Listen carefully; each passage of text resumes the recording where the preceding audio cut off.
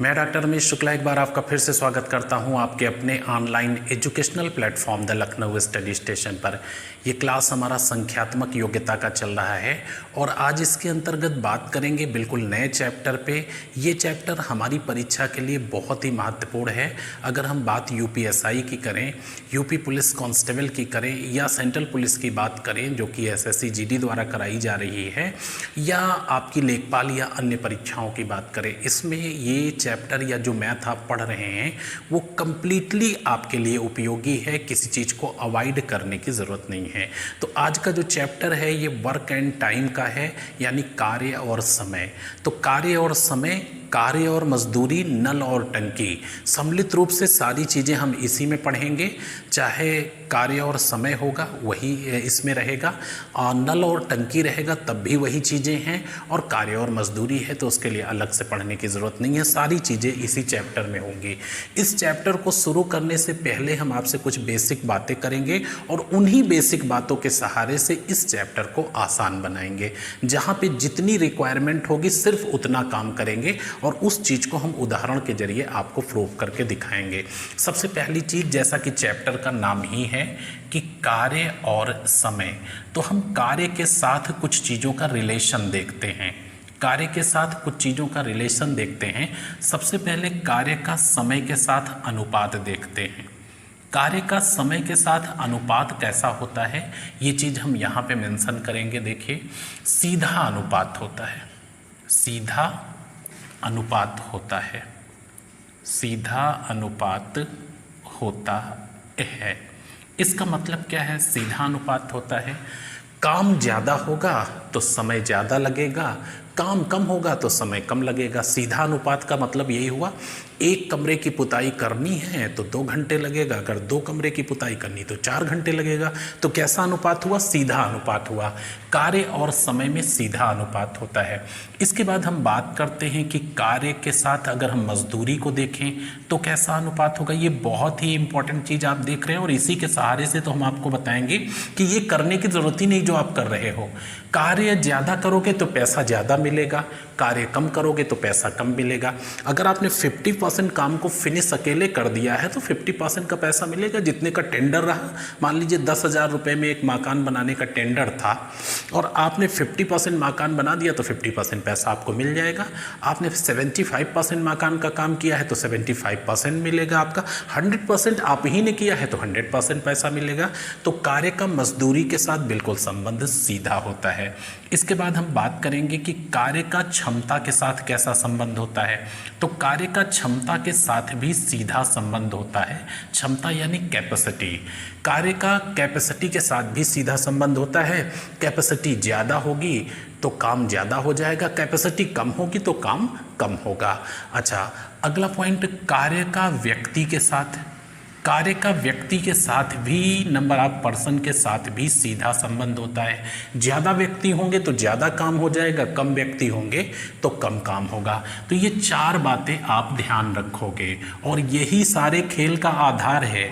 अमूमन होता क्या है, जो नए नए लोग मैथ पढ़ रहे हैं, जिनकी मैथ कमज़ोर है, वो यहाँ पे स्किप कर देंगे, इसको ध्यान नहीं देंगे। उन्हें लगेगा कि ये फालतू है। मैं कहता हूँ जो आप सवाल लगा रहे हो वो फालतू है, आप मत लगाइए सवाल। जब आपको अवधारणा ही क्लियर नहीं है तो सवाल लगाने का मतलब क्या है।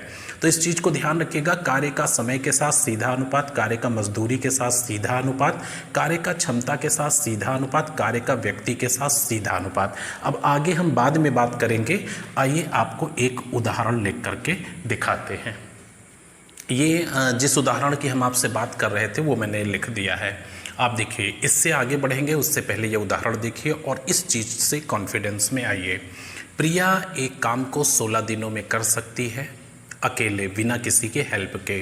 प्रिया एक काम को 16 दिनों में कर सकती है और अनीता अगर अकेले करे तो 12 दिनों में कर सकती है। बट इन्होंने ना तो अकेले किया ना मिल के किया, इन दोनों ने अंजलि की सहायता लेकर के काम किया। यानी काम किसने किया? प्रिया ने, अनीता ने और अंजलि ने। इन दोनों ने अंजलि की सहायता से काम को 6 दिन में ख़त्म कर दिया। इस काम की जो टोटल मजदूरी थी वो 20,000 रुपये थी। तो पूछा जा रहा है कि इसमें बताइए अंजलि को कितना पैसा मिलेगा। निश्चित रूप से अंजलि ने थर्ड पर्सन के रूप में काम किया है तो पैसा मिलेगा अंजलि को। अब देखिए, आपसे पूछा गया अंजलि को कितना पैसा मिलेगा। क्या यहाँ पे ये मालूम है कि अंजलि पूरे काम को कितने दिन में कर सकती है? नहीं मालूम है आपको। अब अमूमन लोग करते क्या हैं कि पहले ये निकालेंगे कि अंजलि पूरा काम कितने दिन में करेगी, फिर जो इनके द्वारा लिया गया समय है उसका उल्टा इनके द्वारा प्राप्त मजदूरी में रिलेशन होता है, इन्वर्स रिलेशन निकालेंगे, उसके बाद पैसे को वितरित करेंगे। तो पहले हम ये निकालें कि अंजलि पूरा काम कितने दिन में करेगी, फिर इन्वर्स रेशियो निकालें और उसके बाद वितरण करें, काम बढ़ जाएगा थोड़ा सा। लेकिन एक चीज़ गौर करिएगा कि आपने पूछा है अंजलि को कितना पैसा मिला। अरे अंजलि ने जितना काम किया, क्यों? क्योंकि कार्य और मजदूरी में सीधा संबंध होता है। कितना पैसा अंजलि को मिला? अंजलि ने जितना काम किया। क्लियर हुई या नहीं? अंजलि को कितना पैसा मिला? जितना अंजलि ने काम किया। अंजलि ने कितना काम किया? जितना प्रिया और अनीता ने छोड़ दिया। मान लीजिए प्रिया और अनीता ने जितना कर दिया 6 दिन में, उसके अलावा जो बचा वो काम किसने किया? अंजलि ने किया, क्योंकि चौथा व्यक्ति कोई है नहीं। तो अंजलि को पैसा कितना मिला? जितना अंजलि ने काम किया। अंजलि ने काम कितना किया? जितना प्रिया और अनीता ने ड्रॉप कर दिया था। तो सवाल ये उठता है कि फिर प्रिया और अनीता ने कितना किया?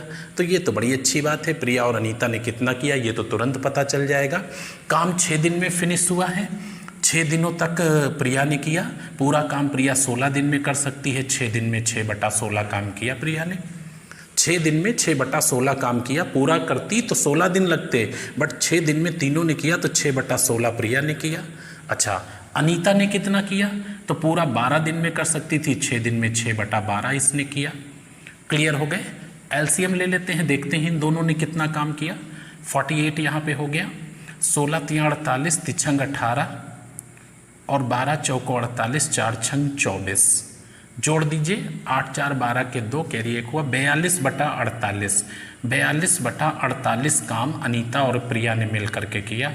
42/48। अच्छा इसको हम काट दें, देखिए 6 से कट जाएगा, 6 7 और 6 8, 7/8 काम प्रिया और अनीता ने मिल के किया। बचा कितना काम? 1/8 काम बच गया। 1/8 काम बच गया। अच्छा, एक काम से इसको घटाएंगे, और अगर पीछे के क्लास आपने देखे हैं तो ये बताने की ज़रूरत नहीं है कि 1 से घटाने के लिए करते क्या हैं। अंश और हर का अंतर ऊपर और हर अपनी जगह रहेगा। यानी 7/8 काम किसने किया? प्रिया और अनीता ने। तो 1/8 काम किसने किया? अंजलि ने। अंजलि ने 1/8 काम किया ना, तो 1/8 पैसा मिल जाएगा उसको। 20,000 रुपये हैं टोटल। 20,000 का 1/8 कर दीजिए, 2,500 रुपये आ जाएगा। आपका आंसर होगा 2500 रुपये। तो आप देखिए, अच्छा सबसे बड़ी बात है कि ये मैं आपको लिख करके बता रहा हूँ, कहीं लिखने की ज़रूरत नहीं है। बड़ा मज़ेदार खेल इसका है। आप देखिए, कार्य और मजदूरी में सीधा संबंध होता है। बाय द वे कोई पूछ लेता है कि भाई अनीता को कितना पैसा मिला। अनीता ने कितना काम किया? 6 दिन तक किया, 12 दिन में पूरा कर। अच्छा, 6/12, 1/2, 10,000 रुपये अनीता को मिला। प्रिया को कितना मिला? 6 दिन तक किया, 6/16।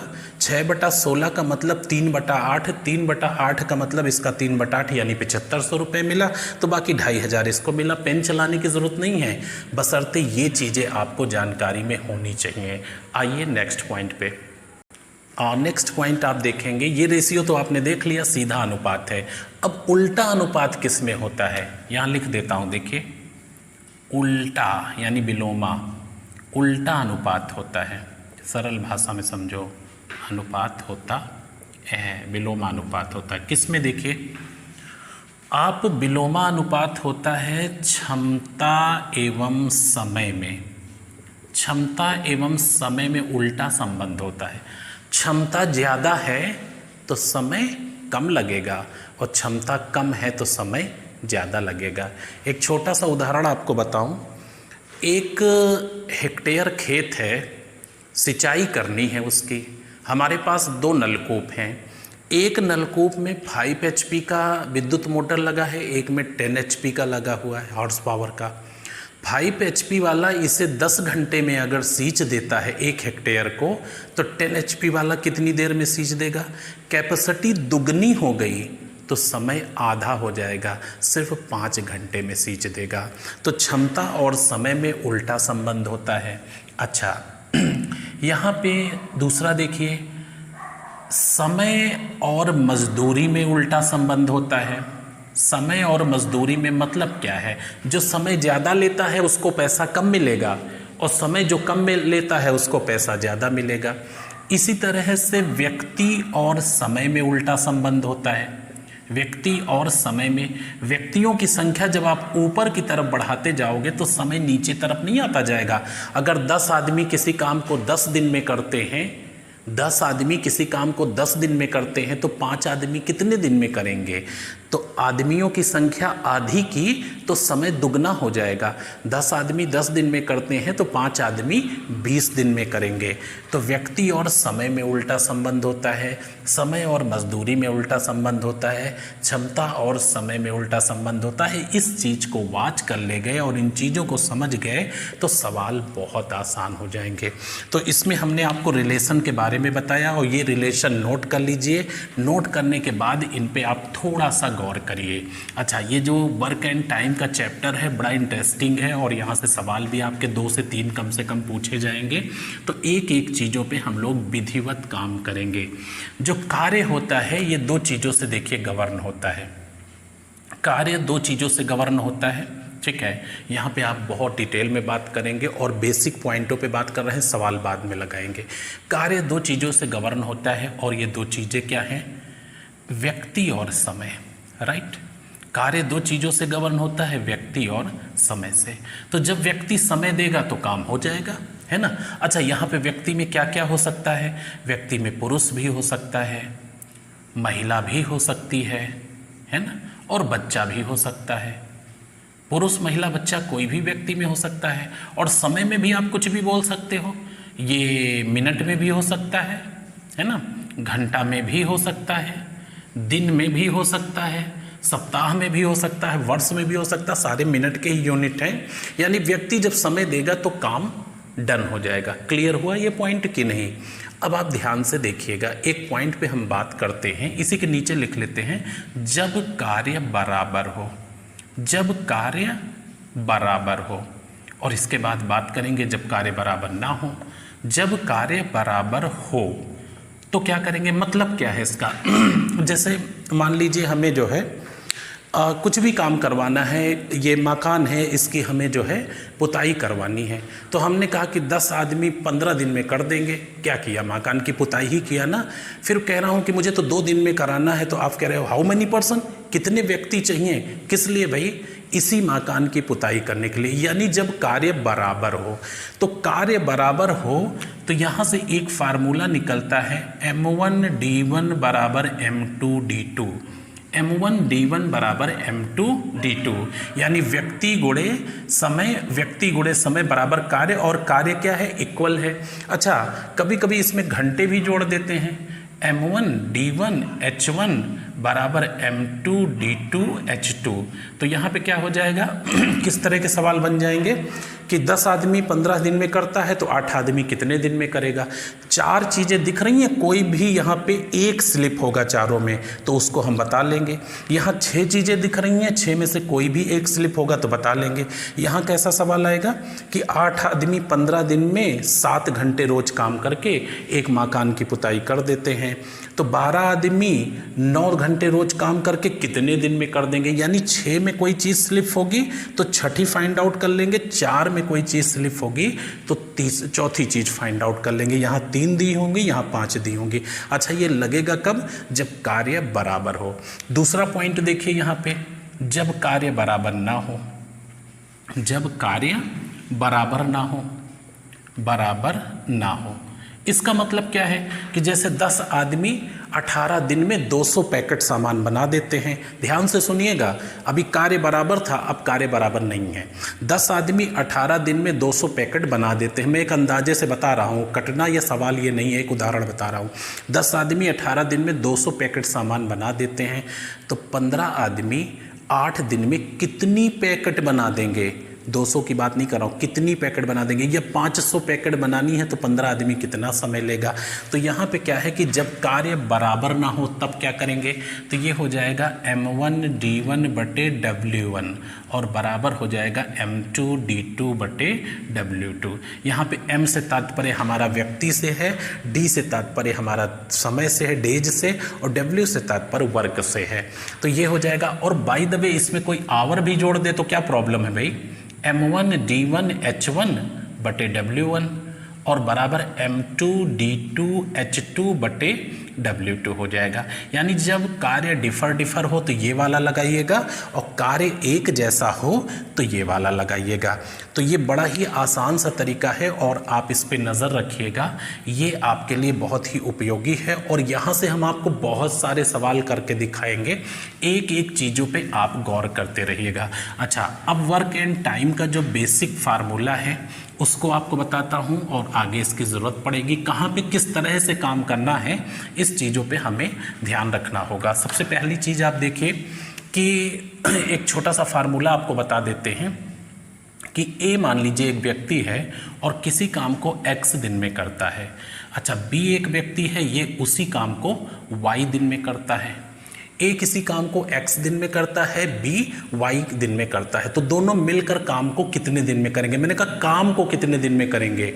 ए किसी काम को x डेज में करता है, बी y डेज में करता है, दोनों मिलके काम को कितने दिन में करेंगे। काम का मतलब समझ रहे हैं, 100% वर्क। लेकिन अगर ये बोल दूं कि उस काम का 3 गुना कितने दिन में करेंगे, या वह काम का 3/5 हिस्सा कितने दिन में करेंगे तो क्या करेंगे, और काम को कितने दिन में करेंगे तो क्या करेंगे। आप देखिए, ए x दिन में करता है, एक दिन में जो करेगा वो 1/x करेगा, और बी y दिन में करता है, एक दिन में करेगा तो 1/y करेगा। अगर पूछा जाए कि मिलकर कितने दिन में करेंगे तो इनका एलसीएम xy हो जाएगा और ऊपर x + y हो जाएगा। ये एक दिन का काम है। और यहाँ पे अगर पूरा काम की बात किया जाए तो ये हो जाएगा xy/x + y। ये आपका हो गया पूरा काम। पूरा काम कितने दिन में करेंगे, xy/x + y, यहाँ से फाइंड आउट कर सकते हैं। अब इसको देखिएगा, जब भी आपसे पूछा जाए कि ए और बी मिलकर पूरा काम कितने दिन में करेंगे, कितने मिनट में, कितने घंटे में, कितने दिन में करेंगे, तो कौन सा फार्मूला आप लगाओगे, यही लगाओगे। बट अगर ये पूछ लिया कि 1/2 काम कितने दिन में करेंगे तो xy/x + y × 1/2, राइट में उठा करके गुणा करके लिख देना। 3/4 काम कितने दिन में करेंगे, 5/7 काम कितने दिन में करेंगे, तो क्या करोगे, यहाँ गुणा का ही निशान बना के रख दोगे। और जब पूरा काम कहेंगे तो कुछ नहीं करोगे। अच्छा, 2 गुना काम कितने दिन में करेंगे, तब भी कुछ नहीं करना, xy/x + y, और यहाँ पे गुणा करके आप क्या रख दोगे, × 2। 2 गुना हो गया, 3 गुना हो गया, 5 गुना हो गया। जैसे ए एक दीवार 12 दिन में बना देता है, बी 15 दिन में बना देता है, ए और बी मिलकर ऐसी 10 दीवारें कितने दिन में बना देंगे, तो × 10 यहाँ कर दो, ए और बी का ये उठा के रख दो। अच्छा, एक उदाहरण देखिएगा कि ए किसी काम को 10 डेज में कर सकता है और बी उसी काम को 15 डेज में कर सकता है। दोनों मिलकर काम कितने दिन में करेंगे, तो उठा करके हम इस फार्मूले में रखते हैं। ये फार्मूला आपका जनरेट किया है तो क्या हो जाएगा, xy/x + y, है ना। दोनों मिलकर पूरा काम कितने दिन में करेंगे, तो 10 × 15 और बटे इनको जोड़ दो, 25 हो गया। तो ये 150/25 हो गया। क्या आंसर आया, 6 दिन आ गया। ठीक है। अच्छा, बाय द वे ये क्वेश्चन होता कि ए किसी काम को 10 दिन में, बी 15 दिन में करता है, दोनों मिलकर के 1/5 काम कितने दिन में करेंगे, या 1/4 काम कितने दिन में करेंगे, या 1/2 कितने दिन में करेंगे। चलो 1/2 निकालते हैं। तो क्या करते, इसी में रखते xy/x + y और × 1/2। कोई काम नहीं करना, आपको इसी में उठा के रखिए, 10 × 15 और बटे इन दोनों का योग × 1/2। 5 तिहाई 15 और 5 पचा 25 हो गया, 5 दूनी 10, 10 से 10 कट गया, 3 दिन देखिए आपका आंसर आ गया। तो अगर इनको मेंटेन आप करके चलेंगे कहीं दिक्कत नहीं है। अच्छा, ये कोई ट्रिक नहीं है, बेसिक कंसेप्ट पे है। जहाँ जो चीज़ उपयोगी हो, जहाँ ये उपयोगी है वहाँ इसको करेंगे, जहाँ ट्रेडिशनल मेथड उपयोगी वहाँ ट्रेडिशनल करेंगे। जहाँ पे आप जो है यूनिट वर्क की बात करेंगे, यूनिट वर्क क्या होता है आज अभी लाइटली आपको बता देते हैं। अगला जो क्लास होगा उसमें हम आपको उदाहरण के जरिए बात करेंगे। यूनिट वर्क के बारे में थोड़ा सा चर्चा कर देते हैं। देखिए यूनिट वर्क होता क्या है कि जैसे आपसे ये कहा गया कि 10 आदमी, राइट, 10 आदमी किसी काम को 12 दिन में कर सकते हैं, 12 दिन में कर सकते हैं। ठीक है, 10 आदमी किसी काम को 12 दिन में कर सकते हैं। तो इसका मतलब 12 गुणे 10 यानी 120 यूनिट वर्क है। 120 यूनिट वर्क है। मैं ऐसे रफली लिख रहा हूँ, ध्यान रखिएगा, बोल रहा हूँ ना तो कोई प्रॉब्लम तो है नहीं। 120 यूनिट वर्क है। अब 120 यूनिट वर्क है, आप एक आदमी से कराओगे तो कितना समय लगेगा? 120 दिन लगेगा। अरे एक ही यूनिट तो एक आदमी एक दिन में कर पाएगा।